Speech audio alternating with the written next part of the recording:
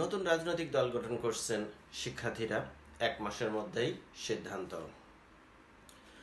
অন্তর্বর্তীকালীন সরকারের কাছে আওয়ামী লীগ এবং বিএনপি দ্রুততম সময়ের মধ্যে নির্বাচনের দাবি জানিয়েছেন, কিন্তু শিক্ষার্থীরা এই দাবি প্রত্যাখ্যান করে বলেছেন তারা সংস্কার করতে চান। রয়টার্সকে দেয়া এক সাক্ষাৎকারে ৪ জন শিক্ষার্থী একথা বলেছেন।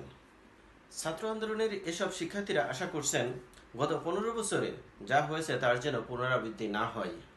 ১৫ বছরে ১৭ কোটি মানুষের এই দেশে শক্ত হাতে দমনপীড়ন করেছেন শেখ হাসিনা। পড়া ব্যবস্থা সংস্কারের জন্য গত জুন মাসে শিক্ষার্থীরা আন্দোলনে নামে।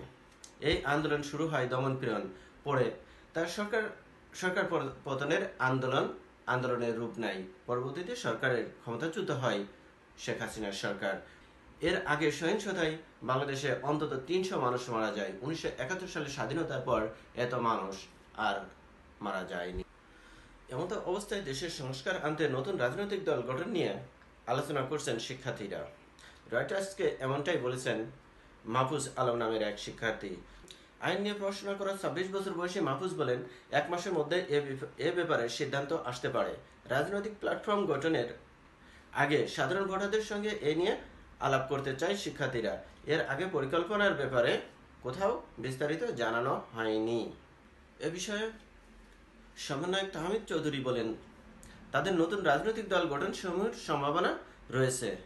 এর মূল ভিত্তি হবে অসাম্প্রদায়িকতা ও মত প্রকাশের স্বাধীনতা। তবে অন্তর্বর্তীকালীন সরকারের উপদেষ্টা পরিষদে থাকা ২ জন প্রতিনিধি এ ব্যাপারে খোলাসা করে কিছু বলেননি। এমনকি কোনো পলিসি নিয়ে তারা কাজ করতে চাইছেন সেটাও জানাননি। তবে নির্বাচন কমিশনকে ব্যাপক সংস্কারের কথা বলেছেন তারা। দ্রুততম সময়ের মধ্যে নির্বাচনের বিষয়ে আওয়ামী লীগ ও বিএনপির যে দাবি জানানো হচ্ছে তা অন্তর্বর্তী সরকারের আমলে নিচ্ছে না বলে রয়টার্সকে বলেন ডাক, টেলিযোগাযোগ ও তথ্য প্রযুক্তি উপদেষ্টা নাহিদ ইসলাম।